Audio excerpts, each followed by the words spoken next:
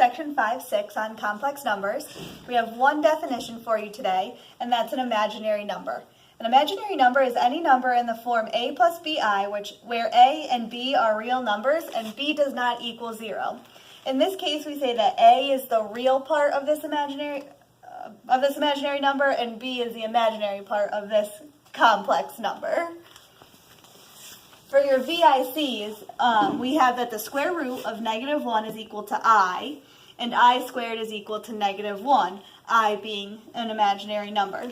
And here we have that A is the real part of your complex number, and B is the imaginary part of your complex number. We have some examples here on simplifying square roots with imaginary numbers and using operations with imaginary numbers. So our first example says the square root of -4. And if you have the square root of a negative number, you want to take the square root of this, so you want to break it up into the square root of 4 and the square root of -1. And we know that the square root of 4 is 2. And based on our VICs, the square root of -1 is I. So your answer is 2I. Can you pause it for a second? In our example 2, we have the square root of -27. So I know that 27 can be broken up into the square root of 9 times the square root of 3, and I have the square root of -1 now because it's a negative number. So the square root of 9 is 3, square root of -1 is I, and the square root of 3 we leave as the square root of 3 since you can't take it. So your final answer is 3I radical 3. When you're adding complex numbers and you have something such as 2 plus 4i plus 3 minus 2i, you want to add the real parts. So I have 2 plus 3 is 5, and then you want to add your imaginary parts. So 4i plus -2i is 2i. So your final answer is your 2 real parts added together and your 2 imaginary parts added together, so you have 5 plus 2i. And the same thing holds true for subtraction. You want to have your real part minus your real part. So I have 5 minus 2 is 3.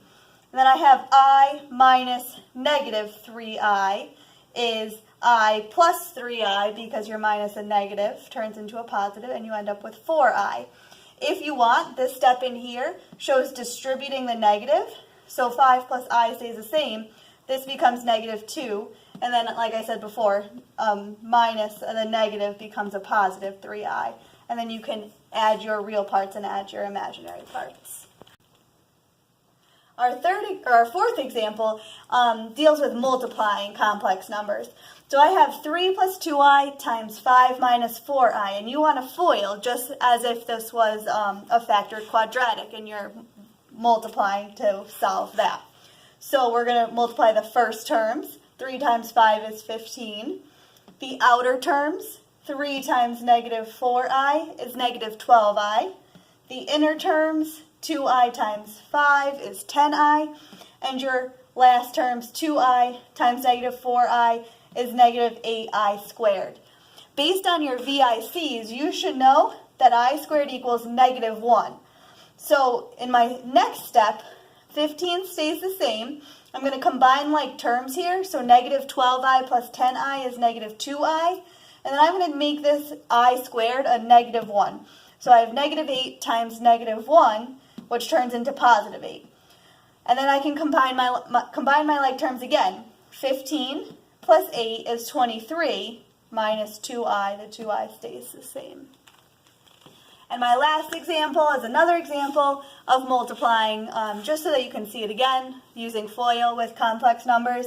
I have 6 plus 4i times 2 minus 7i. I'm going to multiply my first terms. 6 times 2 is 12.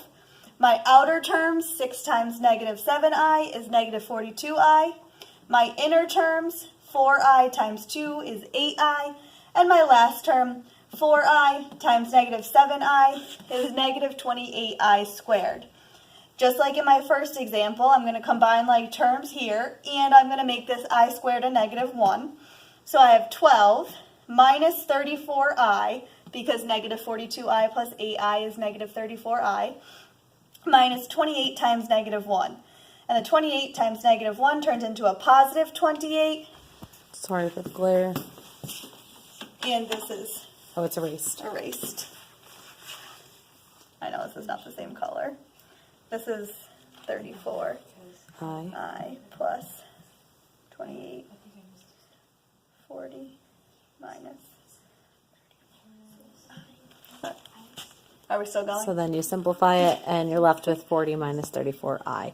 Again, it has to be written in complex form, a plus bi.